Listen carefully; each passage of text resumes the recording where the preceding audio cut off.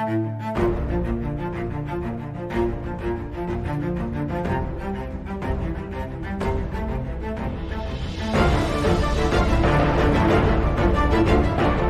responsabilidade. Deus vai levantar nesta última hora e te usar nas mãos dele. Recebe esta palavra em nome de Jesus.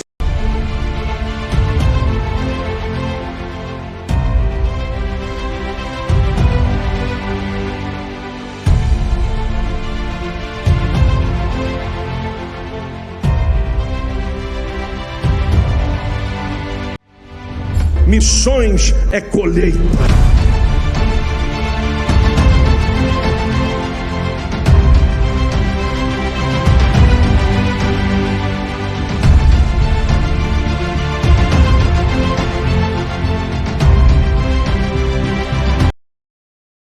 Bom dia, boa tarde, boa noite. Estamos iniciando mais um AmiCast. Hoje com a presença ilustre do nosso querido pastor Daniel Ferreira. E aí, Padilha, o que manda hoje? Tudo bem, meus irmãos? Graças a Deus, estamos aqui, agora no nosso segundo episódio dessa temporada do AmiCast, já com um novo cenário. E a gente vai mudando aqui as coisas, se organizando melhor, para poder apresentar aí um vídeo de qualidade para você, para tudo ficar de uma forma mais confortável também para os nossos convidados. E hoje nós estamos recebendo aqui o pastor Daniel Ferreira, que hoje congrega aqui na AMI também, né, pastor? Glória Tudo bem com o senhor? Tudo bem, graças a Deus. Posso chamar de senhor, né? Claro, somos jovens, mas somos senhores. Então, para nós é uma honra poder estar aqui, participando desse podcast e estar falando sempre da palavra de Deus, em todo o tempo. Para nós é uma alegria poder fazer parte dessa família AMI Luz das Nações. Pastor, eu falei senhor, mas aí tu tem uma aparência bem jovem, né? Quantos anos tem? 33. 33 anos. 33 anos. E aí, há quanto tempo já é pastor? Há 2 anos. 2 anos. 2 anos nós estamos no pastoreio, mas na itinerância nós estamos a média de indo para 10 anos. Agora, em novembro, nós fechamos 10 anos de ministério itinerante. Ah, mas daí com outras funções eclesiásticas, outras assim? Funções. Ah, entendi. Cargo a cargo. Então, Deus é fiel. Isso aí. Então, tu teve um encontro com Jesus aos 23 anos. Eu me criei na igreja. Na verdade, desde o meu berço, desde os meus 6 anos de idade, meus pais se converteram. Eu não vou falar nome de igreja aqui, mas se converteram. E aí, então, a gente começou no processo da caminhada. Aí, com meus 10 anos de idade, eles saíram da igreja, eu fui para uma outra determinada congregação que ficava próximo da nossa casa, no bairro Novo Horizonte. Novo Horizonte aonde? Novo Horizonte é Sapucaí do Sul. Aí eu fiquei mais um tempinho ali, acho que mais 1 ano, 2, e aí eu acabei saindo do caminho também. E retornando daí com 19 anos. Aí retornei com 19 anos. Mas na itinerância, na pregação, a gente está há 10 anos. Ah, entendi. Aí com 19 anos, então, tu tem um encontro com Jesus e muda a tua vida. Um encontro e um congresso top, congresso de jovens. Foi algo extraordinário. A gente está acostumado a ver os jovens hoje falar sobre querer ser cheio da presença de Deus. E toda vez que eu vejo um encontro de jovens, eu vejo um movimento jovem, eu me recordo da minha fase, de início de encontro com Cristo. Foi algo sobrenatural. Tá, então, mas como é que se deu isso, pastor? Assim, tu estava fora dos caminhos do Senhor. Isso. E aí eles convidaram para ir no congresso de jovens. Foi um aniversário de um congresso de jovens. E aí passaram lá na nossa casa e disseram, vai lá porque Deus tem um projeto na tua vida. Ah, foi assim, profético, assim, coisa de vai crente que mesmo. Deus tem um projeto na tua vida. Isso é bom. E se tu quer uma mudança de vida, a hora é agora. Então a gente correu, se reunimos ali, eu, meus irmãos, alguns amigos, e nós vamos. E nós fomos aquele negócio de gurizada, de querer se encontrar tudo junto no mesmo lugar. Isso é Sapucaia? Sapucaia. Tudo querer se encontrar no mesmo lugar, num mesmo evento, para ver amigos. A ideia até inicial foi rever alguns amigos e aquela coisa de garotada, de conhecer novas pessoas. Só que aí é um momento em que Deus nos pegou. Aí veio aquele impacto cheio da presença. E aí, dali para cá, a gente diz, não, é E isso tu que te eu lembra, quero. agora uma curiosidade, tu te lembra da palavra que foi pregada? Que foi pregada Do nesse... texto que foi usado? Me lembro. Foi o livro sobre foi o texto do 2 Reis, capítulo 5, Naamã. A cura de Naamã. Olha aí. Então, de lá para cá, esse é o texto base da minha vida, né? E tu, Texto de Naamã. e tu já usou muitas pregações esse texto. Com certeza, né? Esse aí é um dos textos que para mim é o texto base do meu ministério, né? Que legal, rapaz. Sabe que comigo foi uma curiosidade, assim, bem interessante. Eu era moleque, assim, né? Eu e meu irmão, nós cantávamos nas igrejas, assim, na Assembleia de Deus, cantava os corinhos, que a gente chamava, né? Mas era criança, né? Aí nós morávamos com a avó, e um tempo com a mãe, um tempo com a avó, aquela coisa. E aí a avó era da Assembleia de Deus, e nós íamos nessas campanhas de domingo, assim, sabe? Nos campos de futebol, que a gente ia, naqueles de várzea, assim, botava uma corneta em cima do Fusca, Sim. né? E aí nós ia lá, cantava os corinhos, os irmãos pregavam e tal, era bem interessante. Aí depois eu afastei da fé, porque não tinha consolidação, né? Uhum. E aí eu me lembro que uma semana antes de eu ter um encontro com Jesus na minha adolescência, eu sonhei com um texto que eu nem sabia que existia na Bíblia. Eu sonhei com Josué capítulo 1. Assim, alguns versículos de Josué capítulo 1. E aí, quando eu acordei, eu instintivamente, movido pelo Espírito Santo, vamos falar assim, peguei a Bíblia, que a mamãe tinha na estante, abri a Bíblia, e quando eu abri ali, eu fui ler Josué capítulo 1. E eu me assustei com aquilo. Eu fiquei apavorado, sabe o que é apavorado? Moleque, assim, drogado, envolvido já com a criminalidade e tal. E eu fiquei surtado com aquilo, né? E aí, uma semana depois, eu tive um encontro de fato com Jesus, assim. Então, esse texto marcou muito minha vida. E até hoje, né? Eu sempre recorro a ele em algumas circunstâncias de meditação e tudo, da palavra. É interessante quando a gente tem um texto base para a nossa fé, né? Verdade. E eu costumo sempre usar um texto, né? Sobre Jesus ressuscitando o filho da viúva. E o interessante é que o escritor Lucas, ele se dedica aos mínimos detalhes quando ele escreve sobre a vida de Jesus, que ele próprio afirma que ele procurou saber minuciosamente. Então, ele investigou a fundo. Só que um detalhe muito interessante é que ele fala, e vinha se aproximando dos portões da cidade, Jesus, os seus discípulos e uma numerosa multidão. Se ele simplesmente falasse que ele estava caminhando com os discípulos, ou com uma numerosa multidão, automaticamente os discípulos já estariam incluídos nesse grupo, porque uma multidão é um grande número de pessoas juntas. Então, se o escritor colocasse Jesus se aproximava dos portões da cidade, uma numerosa multidão, já estaria colocando automaticamente os discípulos, mas ele faz questão de separar. Vinha Jesus, a multidão e os discípulos, deixando assim que existe dois grupos de pessoas, aqueles que apenas seguem como multidão, e já aqueles que querem ser discípulos, que almoçam com Jesus, tomam café da manhã com Jesus, dormem com Jesus. Então, é algo interessante que o senhor está falando aí, porque a gente vinha na igreja, né? Uhum. Nós nos criamos na igreja. Então, até esse momento, nós éramos multidão. A partir do momento que nós tivemos um encontro com Jesus, aí nós passamos a ser discípulo. Porque a multidão, ela só vai com Jesus até onde ela aguenta. Não aguentou mais, sai fora. Não conseguiu mais, ela sai fora. Mas o discípulo não. O discípulo, independente da tempestade, independente do vendaval, ele está sempre do lado de Jesus. Nós éramos multidão e passamos a ser discípulo. Sabe que na tradição, né? Quando se formava o talmide, o discípulo, lá na tradição rabínica, era muito interessante isso que tu falou, porque é de fato, né? Se usava até uma expressão dizendo que ao final do dia, o talmide, que era o discípulo, ele deveria estar coberto pela poeira da sandália do seu mestre. Então, o discípulo é o que estava mais próximo, o discípulo é o que estava junto, que comia pó, literalmente, nas pegadas do mestre. A multidão ela vinha pelo barulho, pelo alvoroço, né, atrás de um milagre, atrás de um movimento, né, atrás de uma ação somente. Mas é bem isso, né? Então, o Senhor, ele nos resgata, né, Daniel? Foi atrás de ti, né? Tira de um lugar exatamente onde ninguém dá valor, né? Tipo, a gente saiu de um bairro muito inferior, de uma vida muito inferior. Então, hoje, se eu for colocar na ponta da caneta tudo que Deus fez por mim, pela minha casa, pela minha família, e olhasse alguns anos atrás, ou eu vou fazer bem simples aqui, falar no início da minha conversão, quando eu tive um encontro com Deus, no auge dos meus 19 anos, e parar para olhar agora com 33, Eu vou dizer que lá atrás, se fosse na época, me perguntasse que tudo que eu estou vivendo hoje seria possível, eu ia dizer que era impossível.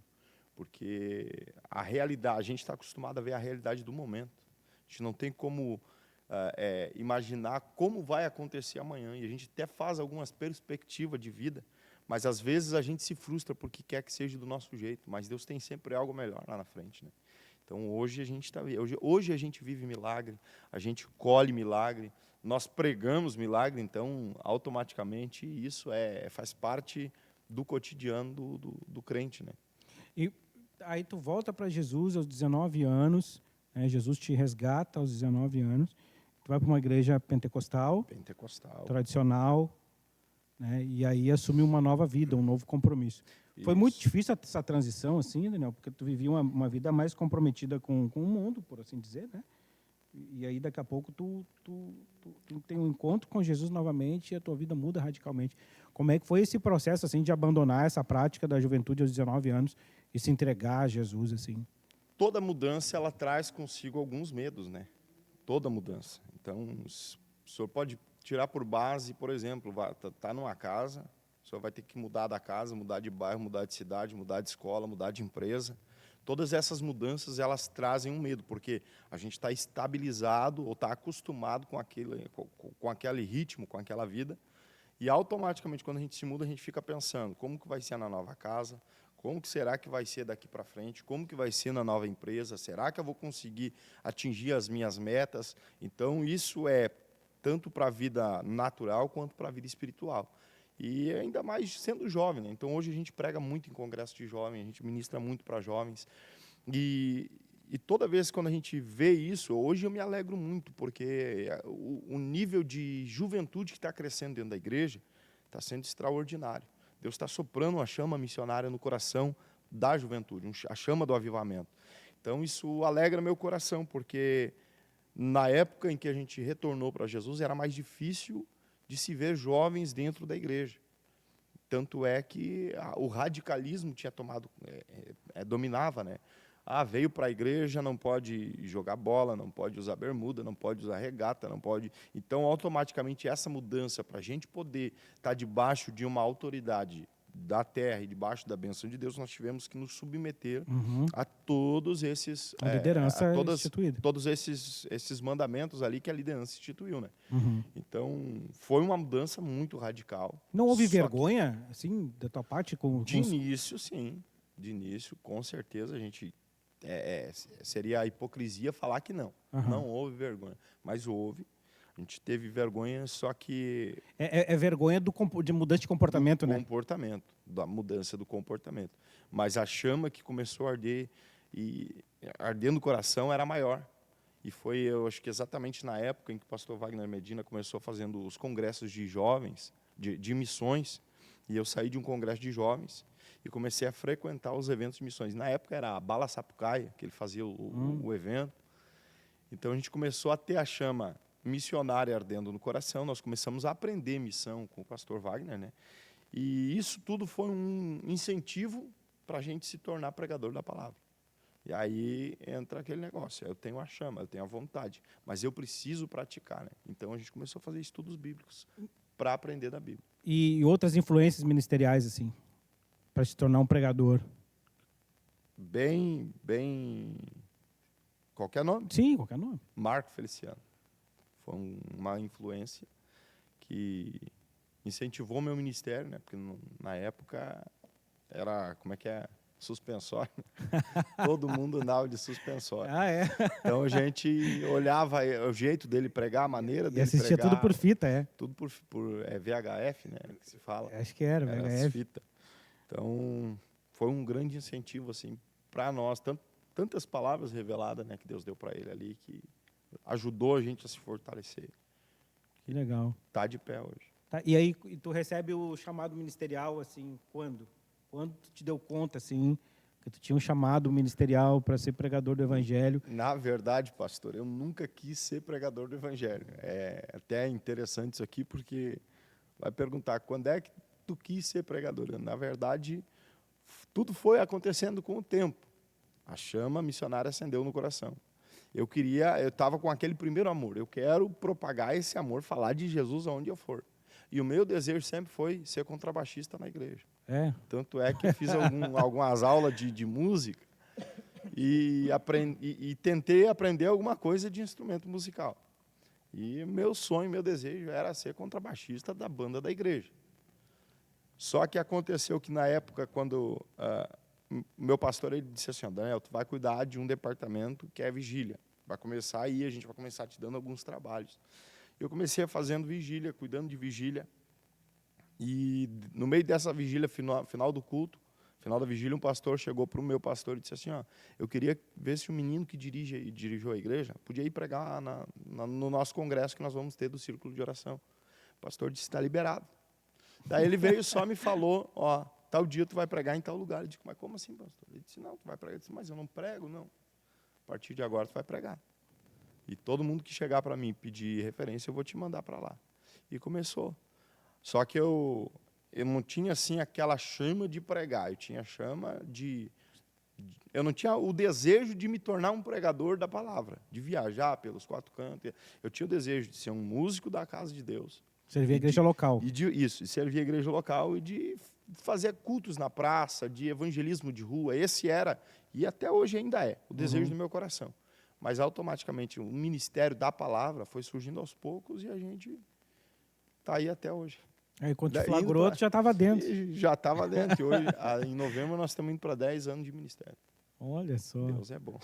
E aí tu ministra assim, igrejas diferentes, quantas vezes por semana? Tem quase todos os dias da semana. Que coisa.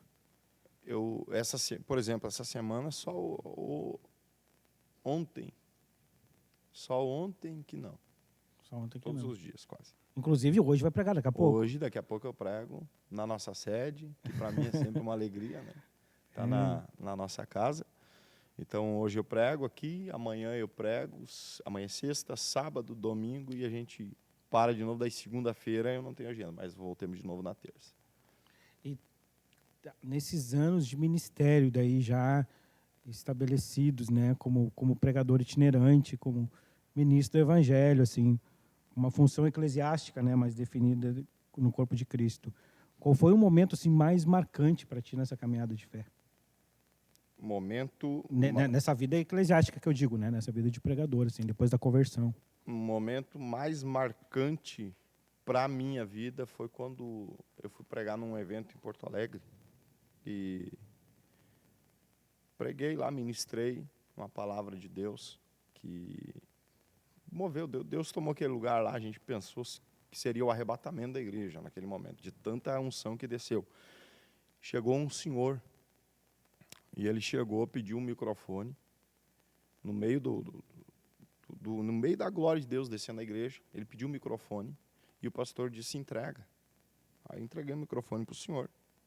Ele pegou e disse, pastor, posso pegar o calendário da igreja que estava pendurado na porta?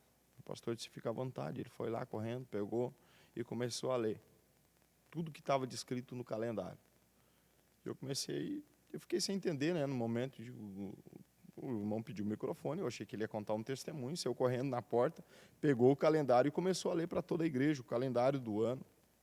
No mínimo curioso, né? Aí ele pegou e entregou o microfone para o pastor e todo mundo começou a ser renovado, e ir pulando, e glorificando, e uns falando em língua estranha. E eu sem entender nada e coração a mil, né? Perguntando o que será que está acontecendo aqui, né? Aí o pastor pegou o microfone novamente e disse, irmãos, para quem não está entendendo o que está acontecendo aqui, o seu Antônio, ele veio aqui, e ele frequenta a nossa igreja já tem uns 3 anos, e dentro desses 3 anos, ele estava com 5% só da visão. E foi ele entrar no culto hoje aqui, Deus restaurou a visão dele em 100%. Então, foi esse o motivo do avivamento na igreja. Então, ele ler o calendário era um testemunho. O calendário já foi o testemunho de cura. Então, para mim, aquilo ali ficou marcante na minha vida, né? Porque hoje eu posso dizer que eu vi Deus operar milagre através da palavra. Que maravilha, rapaz. Ô, Mateuzinho, tá na escuta aí, né? Tem alguma pergunta já? Tem. Retornando ali ao seu início, 19 anos é uma idade que geralmente o jovem quando está no mundo, é uma idade de muita perdição e luxúria. Além desse convite que surgiu para o senhor participar do congresso, qual foi o maior gatilho assim que o senhor olhou para si mesmo e disse: eu preciso de Deus? Quando eu vi minha vida praticamente definhar, né? Eu tenho uma menina que tem 12 anos, eu tenho um menino que tem 10 anos, né? Então, foi um momento de muita luta, de adversidade na minha vida. A minha menina, que tem 12 anos, ela hoje vai completar 12, ela completa 13 anos em fevereiro. Mas, antes disso, momento que eu disse que a gente sempre teve aqueles altos e baixos, né? Todo mundo que, quando começa num momento de conversão, ele tem os seus altos e baixos. Tá bem hoje, mas amanhã já não está tão bem. Então, hoje a gente, com a maturidade que tem no Evangelho, a gente sabe, né, que há um tempo determinado para todas as coisas. Mas, na época, a gente não tinha essa maturidade que tem hoje para esperar o tempo de Deus acontecer. Então, o que aconteceu? A gente começou a passar por algumas adversidades na vida, alguns altos e baixos, a vontade de parar, de desviar, de abrir mão de alguns sonhos, de abrir mão de alguns projetos. Isso aí é o que faz parte da vida de qualquer jovem, né? Então, no meio de algumas percas, digo assim, percas materiais. E se eu olhar hoje, são percas que eu olho e digo assim, eu não acredito que eu quase parei por causa disso, né? Mas no meio desses quase percas e no meio dessas percas e quase parada no caminho, Deus sempre levantou alguém com uma palavra de vida, sempre colocou alguém do nosso lado, e eu glorifico muito a Deus pelos pais que Ele me deu. E isso é bíblico, né? E é profético: honra teu pai e tua mãe, para que teus dias se acrescentem aqui na terra e te vá bem. Então, foi um momento que, se hoje eu cheguei onde eu cheguei, não é só, porque Deus tem um propósito na minha vida. Isso é certo e é fato. Mas eu dou graças ao Deus pelo pai e pela mãe que Ele me deu, né? Que me ensinaram o caminho. E quando eu comecei e retornei a minha caminhada, muitas vezes eu pensei em parar, foi eles que disseram: não, Daniel, tá difícil, mas aguenta mais um pouco. Tá ruim, tá doendo, mas aguenta mais um pouco. Então, hoje eu dou graças a Deus pela vida deles, né? Porque eles foram o melhor amigo, melhor incentivo, melhor ponto de incentivo para a minha vida, para mim chegar onde eu cheguei. E nesses momentos assim de adversidades, desafios e tal, qual foi o momento assim que tu considera assim que foi mais desafiador? Tiveram vários, né, pastor? Como eu falei aqui, a gente sempre tem esses altos e baixos na vida. Mas, para mim, o mais desafiador foi quando... foi há poucos dias atrás. Não vou nem falar assim, foi muito tempo atrás. Foi há pouco tempo atrás, quando a gente estava em casa e aconteceu uma situação familiar, né? E dentro dessa situação familiar ali, eu disse para minha esposa: eu vou parar. Eu disse: eu não vou aguentar. Como ser humano, eu não vou aguentar. Tu diz parar, abandonar a vida ministerial. A vida ministerial, de pregador da palavra. Então, eu não aguento mais. Porque é interessante que até ontem mesmo eu estava ministrando para as crianças lá em casa, para meus filhos lá em casa. A gente estava falando, e isso é muito importante, dos pais saberem que tem que ministrar para os filhos em casa, tem que ensinar. A gente estava falando a respeito do amor ao próximo, né? De amar a Deus acima de todas as coisas, e o que é o amor de Deus. Então, foi em meio a uma adversidade, em meio a uma situação difícil, de alguém de fora, que tentou manchar a honra da minha família. Essa pessoa, o meu menino perguntou: pai, o senhor perdoaria de novo? E eu disse: é óbvio que eu perdoaria. Porque se eu não perdoar, como que eu posso pregar a palavra e dizer que eu sirvo a Cristo? Que eu vivo o amor de Cristo? Então, esse acontecimento familiar foi um dos motivos que quase parei Alguém até se perguntar, mas por que o pastor Daniel agora está congregando na AME Luz das Nações? Porque diante de uma adversidade dessa, eu não vou nem abrir tanto assim, Sim, pastor. fica Porque à vontade, pastor. é muito pessoal, Aham. mas foi um momento de quase parada que eu liguei direto para a pastora Nádia e a pastora disse, não, espera aí que nós vamos conversar. E ela, o pastor Wagner, foram um segundo pai, uma segunda mãe para mim, no meio dessa luta Sim. dentro da minha família, e de maior apoio, que me incentivaram a não parar e me instruíram em diversas áreas. Então, hoje, graças a Deus, meu menino me perguntou ontem, eu torno a dizer, se tiver que perdoar, a gente tem que perdoar, na verdade, porque Jesus ensina não 7 vezes, mas 70 vezes 7. Que coisa, né, pastor? Eu vou lhe falar assim, ó, há pouco tempo atrás ainda, eu não queria vida ministerial também, entendeu? Hoje já é diferente. Hoje eu aceito a minha vida ministerial, aceito o meu chamado, tenho plena convicção do que Deus me chamou. Mas foi a partir de uma palavra de púlpito, assim, um pastor ministrando, e eu ainda com dúvidas em meu coração em relação à vida ministerial, porque, na verdade, eu queria voltar a cuidar da minha, entendeu? Tipo assim, não quero cuidar mais da vida de ninguém, não quero ter que responsabilidade de ministrar, eu quero cuidar da minha casa, da minha vida, da minha vida profissional e tal. E o Senhor me confrontou com palavra pastoral, me direcionando à vida ministerial. Então, essas coisas, elas parecem que elas são... nós somos homens, né? E nós estamos aí, né? sujeitos às nossas emoções, né? Somos seres emocionais também, né? E as coisas vão interferindo. Mas graças a Deus pela palavra. Isso que o Senhor falou, a palavra se mantém pela tradição oral, graças a Deus, e foi um grande instrumento que Deus nos entregou, foi essa questão de reunir os filhos. Isso, inclusive, Deuteronômio, se não me falha a memória, está escrito isso, né? Que os pais reuniam os seus filhos numa roda e ali transmitiam para eles todo aquilo que eles haviam vivido, entendeu? Ministrando a palavra, ensinando a palavra, os princípios e tal. E é uma coisa que parece que meio que se perdeu hoje, né? Verdade. Inclusive hoje saiu uma matéria na Zero Hora falando que os pais deveriam entregar outros mecanismos aos filhos que não fossem as telas. Os pais deveriam conversar mais com os seus filhos ao invés de entregar telas para eles, porque as telas estão discipulando os nossos filhos. E a gente não se dá conta, né, pastor? Isso que tu faz, de reunir os teus filhos e ministrar a palavra para eles, meu Deus, isso é uma coisa que a gente precisa resgatar dentro dos lares. Podem até me crucificar por isso, né? Mas a minha filha tinha um telefone e o meu menino tinha outro. Ela tem 12, vai fazer 13 e ele 10. E cada um tinha o seu telefone. Eu comecei a ver uma mudança de comportamento. Eu comecei a ver uma mudança de comportamento em ambos os dois. Estava automaticamente afastando eles da presença de Deus. Então, eu e minha esposa conversamos, né? Vamos chegar num acordo. Chegou num acordo e eu disse, a partir de hoje, telefone dentro de casa só a partir dos 17 anos, quando você estiver trabalhando e puder comprar o telefonezinho de vocês. Tirei o telefonezinho dos dois e disse, a partir de hoje não. Porque se é para afastar vocês da presença de Deus, então eu prefiro que vocês percam o telefone e permaneçam na presença de Deus. Conversei com eles, discipulei eles, e os dois concordaram, entramos nesse acordo, né? Então, a partir...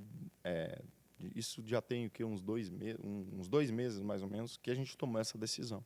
E de lá para cá tem sido uma bênção. A gente senta, a gente conversa.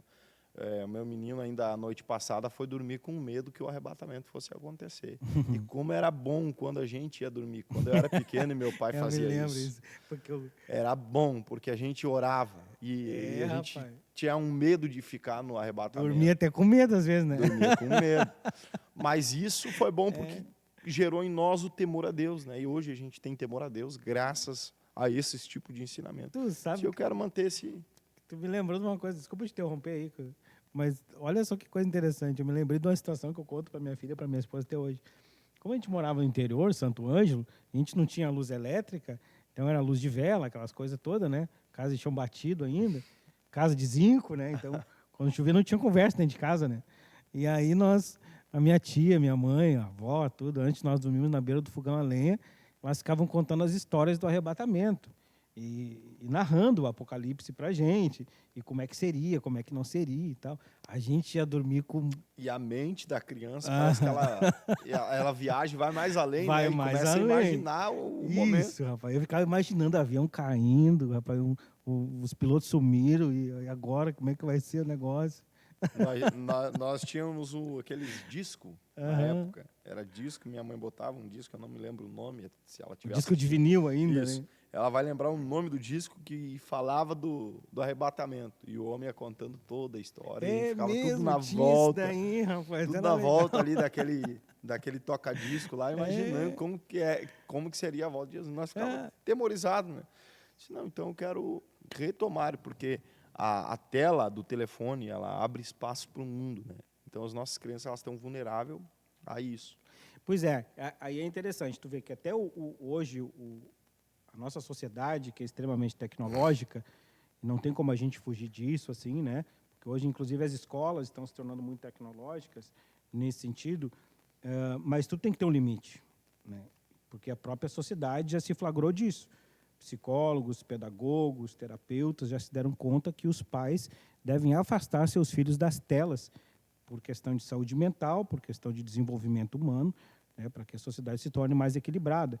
Inclusive, saiu uma carta, e o Matheus pode me ajudar se ele tiver essa informação, saiu uma carta dos principais programadores aí de inteligência artificial, não sei se pode dizer assim, se eu estou comentando uma gafe, mas pedindo para que a inteligência artificial desse uma segurada. Não sei se você ouviu falar disso. Sim, sim. E quem iniciou esse movimento, né, sobre a IA, sobre os perigos da IA, foi o próprio Elon Musk, né, que visando do que Twitter hoje, né?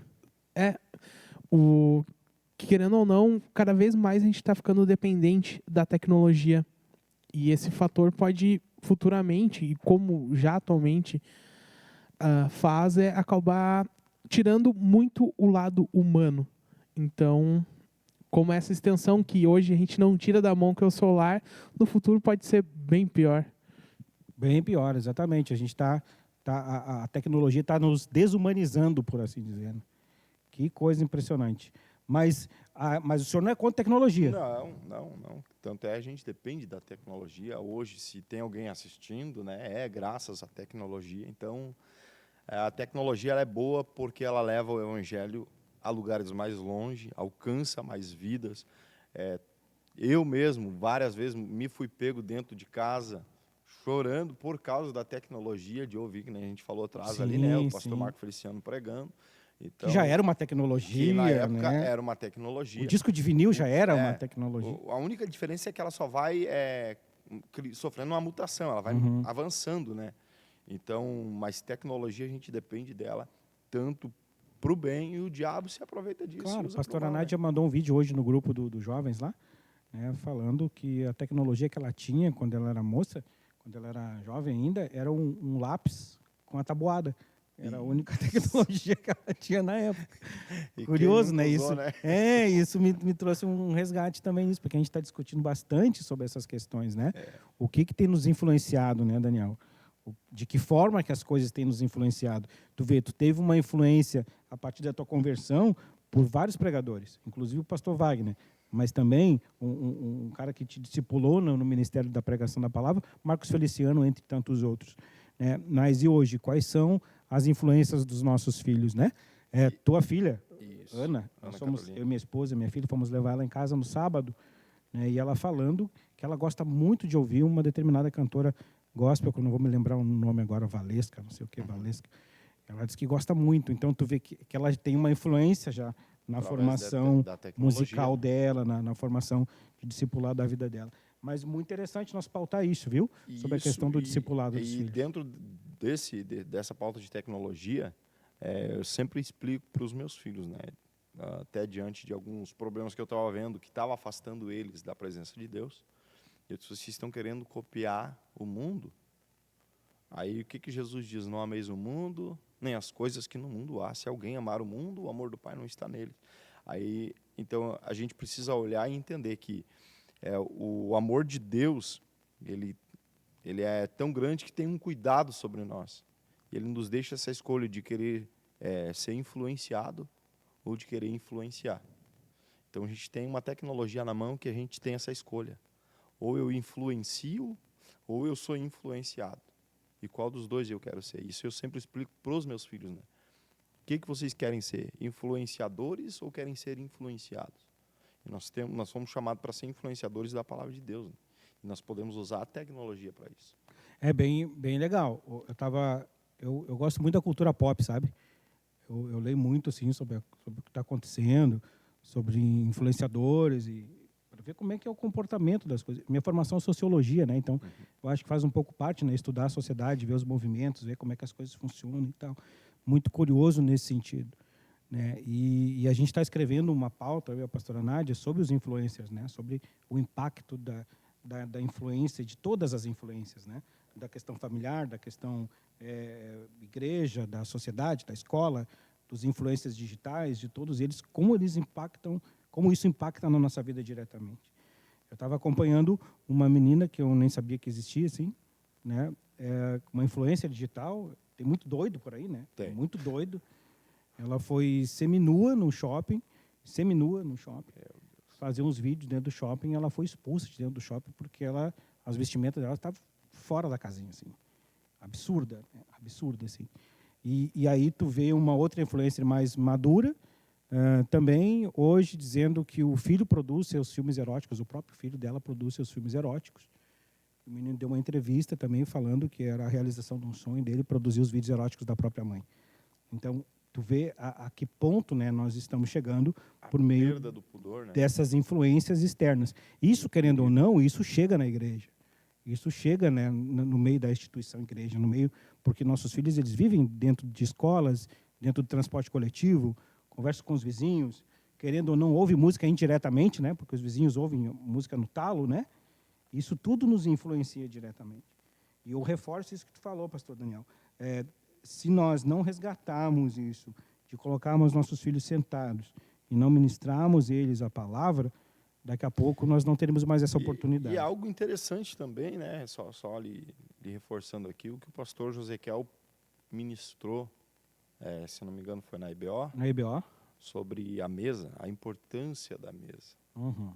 E nós saber quem a gente coloca na mesa. E esse é uma pauta muito interessante. Saber que os nossos filhos, como jovens, ou adolescentes, ou pré-adolescentes, nós precisamos e temos a obrigação de, como pais, colocar na mesa.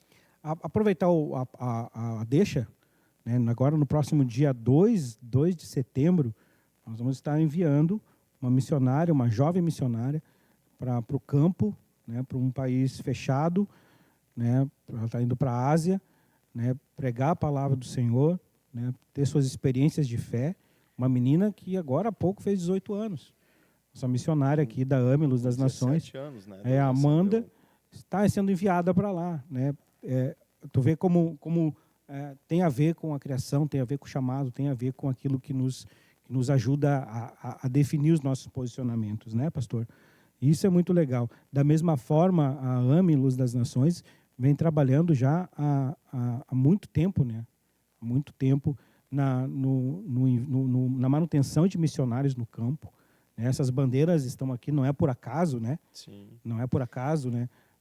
Porque elas estão aqui, porque elas são muito representativas naquilo que a gente entende como chamado ministerial, como envio e manutenção de missionários, né? No cuidado com crianças em países perseguidos, em países com uma vulnerabilidade social muito, muito imensa, né? Então, eu quero até deixar o apelo aqui para você que nos ouve, que nos acompanha. Se você, depois o pessoal vai botar na legenda ali, os irmãos vão botar na legenda, se você quiser contribuir, né, com essas ações missionárias, faça o seu carnê, né, de apenas R$30 por mês, ou seja, R$1 por dia. Não paga nem a Coca-Cola. Para te ajudar a alimentar uma criança, para te ajudar a dar um pouco de dignidade para as crianças que estão onde os nossos missionários estão aí, em várias nações do mundo, né, pastor? E a nossa igreja ela é uma igreja missionária e isso é visível, né? Então, a gente vê a necessidade de levantar jovens missionários que acendam a chama, assim como eu, com meus 19 anos de idade, tive uma chama acesa pela obra missionária, assim como a missionária Amanda, que está sendo enviada ao campo missionário em setembro, Ásia Central, né? Sim. Ela está indo para um país de janela 10x40. Aí, esses dias eu fui falar com alguns irmãos a respeito da missionária Amanda, Se ela está indo para uma janela 10 por 40. E o irmão me perguntou se isso era a medida da janela. Ele não sabia nem o que significava a janela 10 por 40. É até um tanto irônico, né, a gente comentar isso aqui, mas tem muita gente que não sabe o que é janela 10 por 40 e o perigo de um cristão dentro de um país desses. Então, para nós, como pregadores da palavra, a gente se alegra em ver quando tem um jovem dizendo, eu quero ser missionário. Isso aí. E da mesma forma, né, como existe essa missão transcultural, né, pastor? Também nós temos a nossa missão local. Missão urbana. A missão de todo crente, né, que é o pregar o evangelho em todo tempo, né, e fora de tempo, como a palavra nos ilustra. Mas também existe a questão da missão local, da missão urbana, né, do serviço da igreja local, né? E isso foi muito interessante quando tu falou, por isso que eu aproveito a deixa, que o teu primeiro, antes de ser enviado a pregar a palavra, tu foi instruído, ou melhor, tu foi discipulado a cuidar do serviço na igreja local. Na igreja local. Então, isso que ficou muito marcado aqui para mim quando tu falou, porque fortalece tudo aquilo que a gente já vinha pensando, né, pastor? Para o missionário ser enviado, ele tem que ser local. Ele tem que ter a igreja, né? Ele tem que ter a base, ele tem que ter ali a sua vivência, né? Hoje ainda eu estava me lembrando a respeito do nosso início, né? Então o senhor está falando aí de trabalho dentro da igreja. Eu me lembro quando a gente estava ainda no auge da juventude, o pastor disse para nós assim, Daniel, precisamos que tu entre na escala da limpeza. Eu entrei na escala da limpeza. E na época o chão da igreja era de madeira. Ele disse assim, você vai pegar com a irmã da limpeza lá, pega com ela todo o produto, porque tem que passar cera no chão. Aquela cera vermelha que manchava todos os dedos. Que a gente passava com uma lã depois para dar um lustre. Isso, daí depois vinha dando brilho. E eu me lembro que era barro, a rua é até hoje, né? Vermelho ainda? Vermelho ainda, aquelas argila braba. Uhum. Eu estava terminando de passar, já chegando no altar, que passava da porta para a rua. Quando estava chegando no altar, o pastor entrou, com os pés tudo cheio de barro. Abençoado, homem. Entrou, foi lá no altar, pegou uns panfletinhos de evangelismo, saiu. E eu fiquei olhando aqui as marcas de barro no chão. Eu, Jesus amado, eu não falei nada, né? Aí voltei lá, limpei, passei de novo a cera. Quando eu estava chegando, ele entrou de novo com os pés sujos de barro e veio guardar, que ele tinha saído para evangelizar. E eu olhei de novo quando eu estava terminando, tudo aquela listra de barro de novo. Meu Deus do céu. Eu não posso falar nada, eu pastor, né? Voltei, limpei tudo de novo. Quando eu cheguei na porta aqui, ele parou. Quando eu cheguei no altar, ele parou na porta lá. E disse, terminou, Daniel? Eu disse, terminei, pastor. Aí disse, então tá, agora vem para cá que nós vamos entrar para iniciar o culto. Quando iniciamos o culto, entrou tudo, ficou sujo de novo, aquele barro, né? E aí, em cima do altar, ele falou algo interessante, né, que me marcou também minha vida. Ele disse assim, eu fiz um teste com o Daniel para ver se ele era um bom obreiro. Como jovem, precisa aprender. E ele até na hora ficou brabo. Eu vi na cara dele a brabeza dele. Que ele contou toda a história, que ele entrou com o pé sujo de barro, saiu de novo. Só que ele disse, eu gostei porque ele não falou nada. Se fosse o outro, tinha gritado, tinha xingado, tinha esperneado, porque acabou de limpar a igreja. Aí vem o pastor com os pés sujos, suja a igreja. Então, isso aí, disse assim, é bom, porque a gente aprende que é no meio disso que a gente vê, quando a pessoa ela sabe ser submissa e respeitar a hierarquia, claro que não é por conta disso que eu vou me aproveitar. E ele falando em cima do altar, né? Então, não é por conta disso que eu vou me aproveitar, mas eu deixo aqui esse ensinamento para ele como jovem, que um dia vai se tornar um pastor, a aprender a separar quando a pessoa vai respeitá-lo como pastor e quando não vai respeitá-lo como pastor. Então, são coisas assim que marcam a vida da gente, né? A gente, como jovem, fica bravo, mas hoje, com experiência, a gente olha para trás e dá risada, né? Eu voltei para Jesus, né, depois de muito tempo, depois das minhas experiências de fé na adolescência, depois do seminário, inclusive, eu caí na fé, né? Abandonei tudo.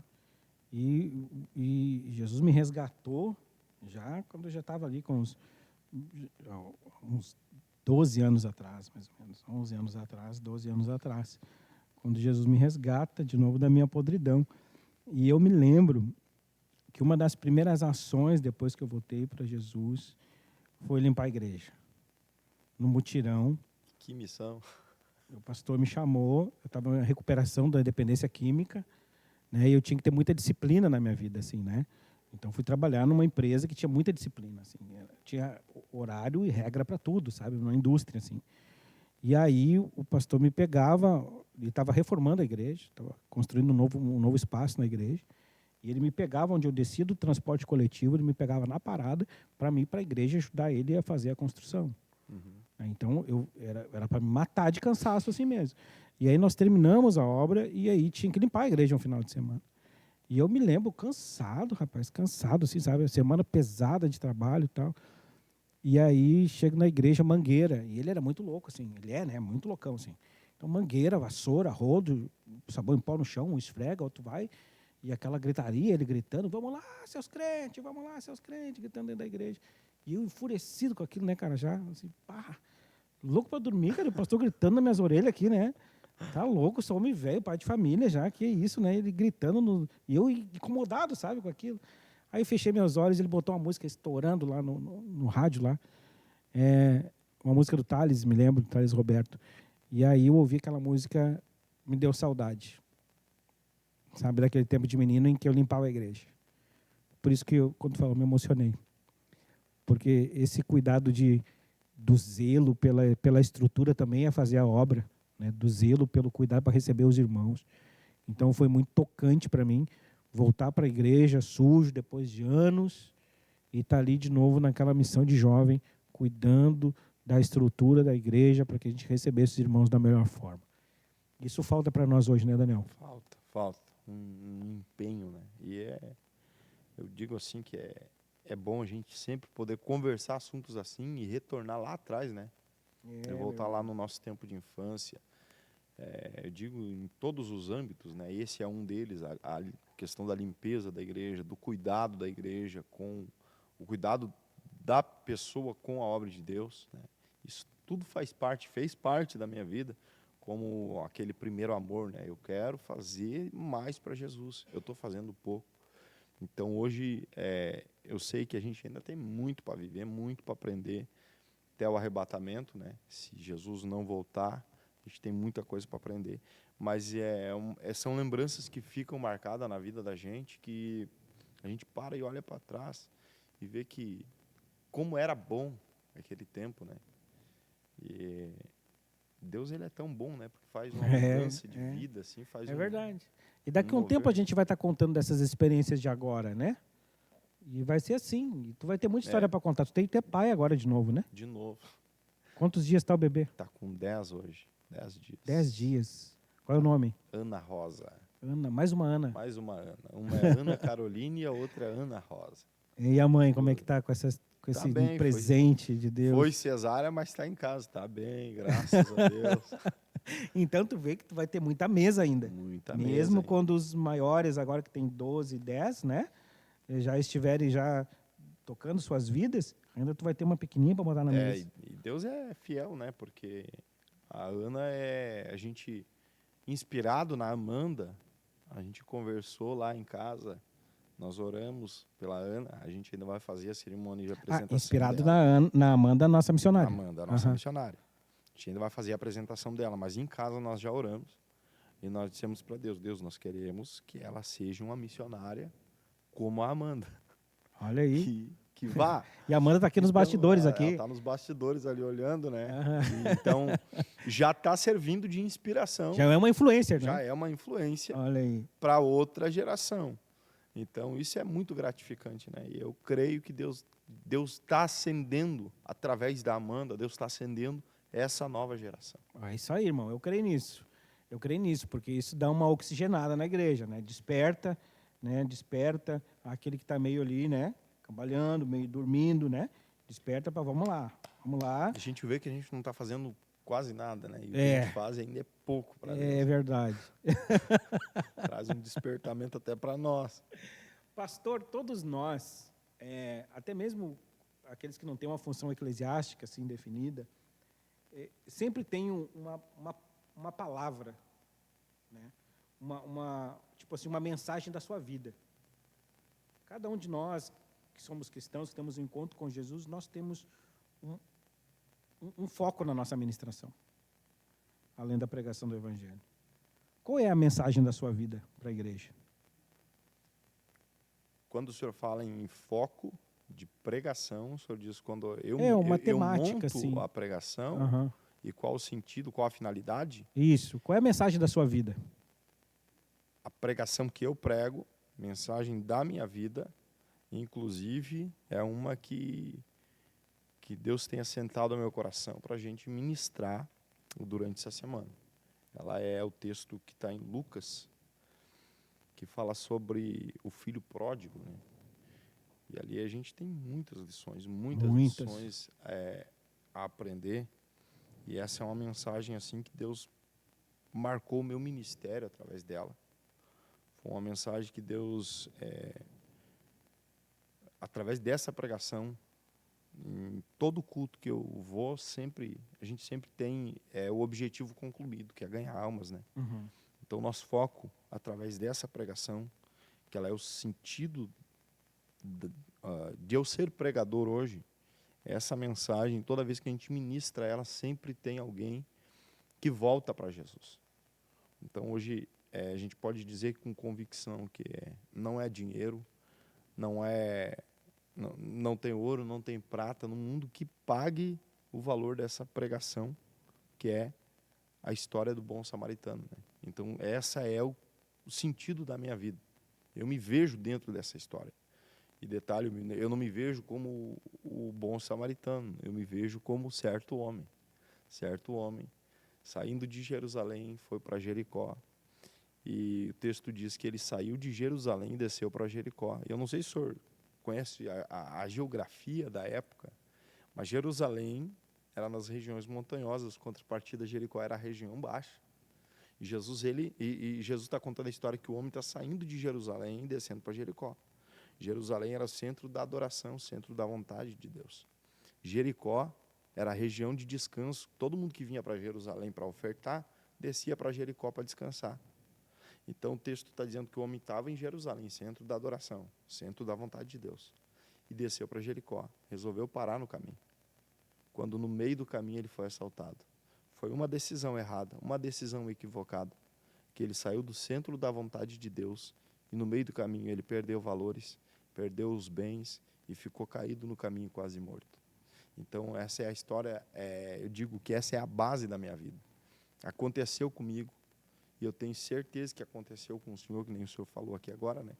Aconteceu com muita gente, de estar no centro da vontade de Deus e uma decisão errada nos levar para um lugar de parada. E mesmo assim, né, pastor, com todas as nossas decisões, nossos erros, nós encontramos cuidado, guarida. Imensurável, né? Né? Imensurável. Tá louco, né, homem? A gente nem sabe como, né? Nem o porquê. Mas Deus é bom. Deus é bom o tempo todo, como diz minha esposa. E ela ainda repete, né? E o tempo todo Deus é bom. Ela repete isso. Que coisa impressionante. Pastor, diante das adversidades da vida moderna, qual mensagem de esperança o pastor gostaria de compartilhar aí para quem nos acompanha no AmiCast?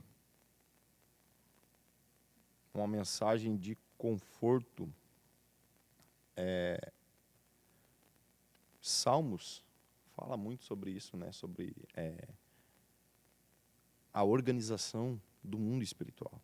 A gente precisa entender um pouco sobre isso, sobre o mundo espiritual, e saber que a todo momento a gente nunca está sozinho. O diabo está sempre ao nosso derredor. A Bíblia fala que ele está sempre ao nosso derredor, procurando a quem possa tragar. Mas os anjos do Senhor acampam-se ao redor dos que o temem, os guardam e os livram de todo mal. Então, diante disso, Davi ele escreve como é a organização do inferno. O diabo, isso para ficar registrado, ele é mais organizado que muito crente. Ele é mais organizado a ponto de que cada ser humano que nasce, 11 mil demônios são enviados para tentar a destruição daquele ser humano.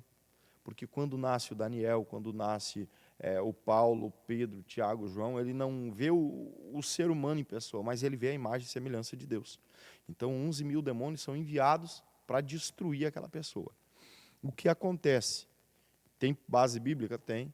Davi escreve: 1000 cairão ao teu lado, 10.000 à tua direita, mas tu não serás atingido. E olha como que Davi está colocando isso aqui. Ele está falando da organização do inferno. Ele é tão organizado que lado direito representa lado da bênção.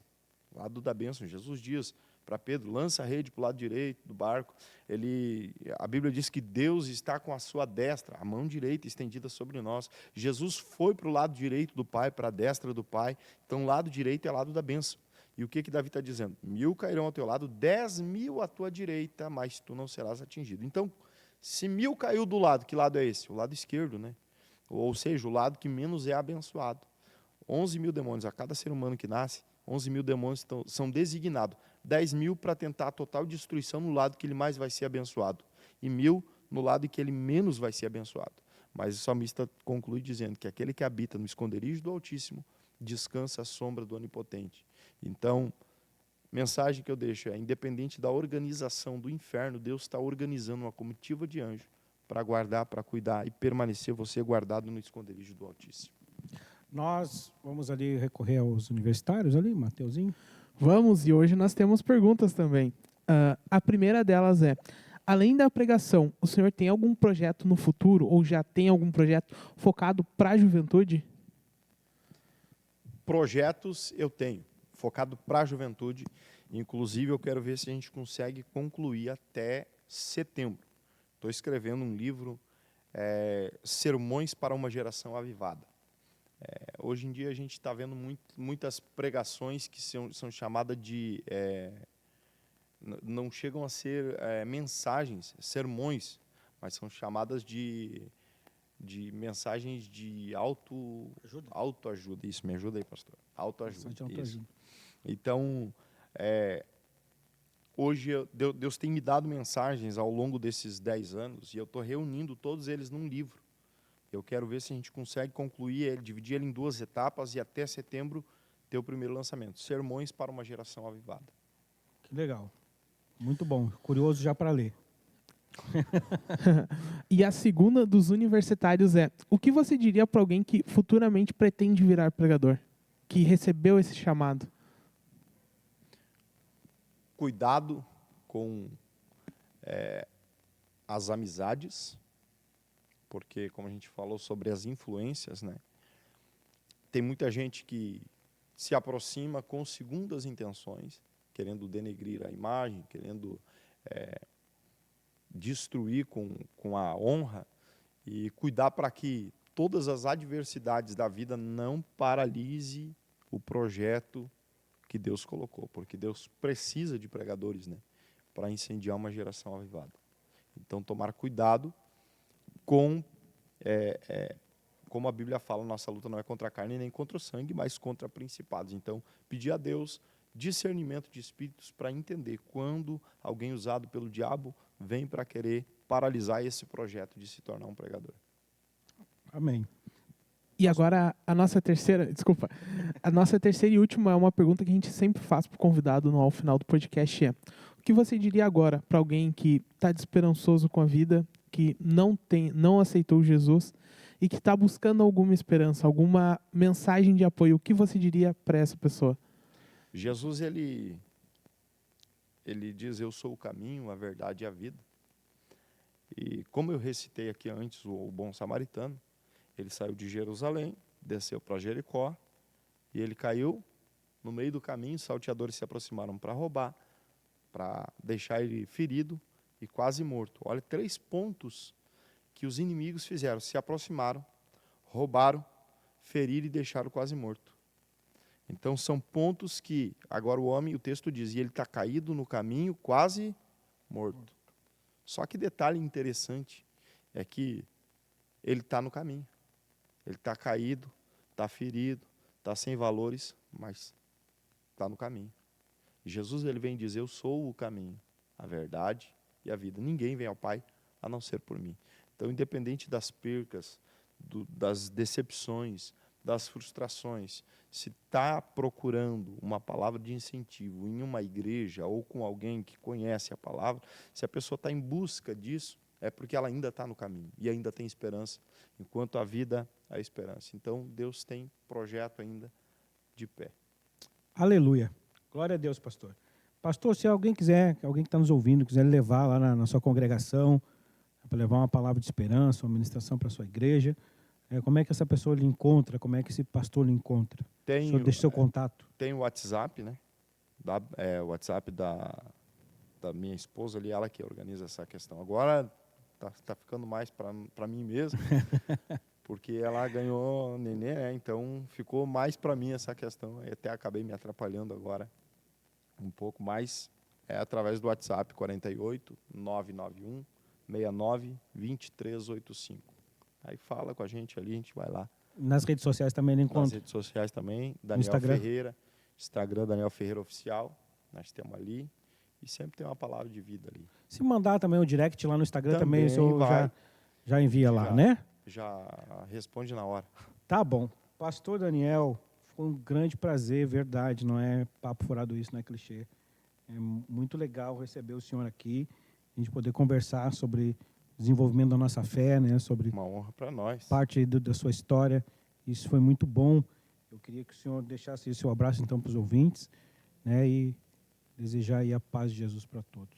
Glória a Deus. Deus abençoe a vida de todos vocês. Deixar um abraço ali para minha esposa, para os meus filhos que estão em casa assistindo, e também para o meu pai e para minha mãe, e a todos os irmãos aí que participaram, né, dessa podcast aí, e dizer já, né, da próxima, não perca. Sempre tem novidade em nome de Jesus. Que legal. Eu quero agradecer também a toda a produção, Matheus que está ali atrás, sempre atento a todas as necessidades, Amanda, o Éder que cuida da parte técnica, né, aos nossos pastores que sempre nos deram o suporte para que a gente começasse esse projeto novo, né? Pastor Wagner, pastora Nádia e toda a equipe da AME. Graças a Deus, pastor, muito obrigado. Realmente foi um grande prazer tê-lo aqui. E até o próximo, né, irmãos? Próxima quinta-feira nós estaremos de novo com mais um convidado para você, edificando sua vida. Que Deus lhe abençoe.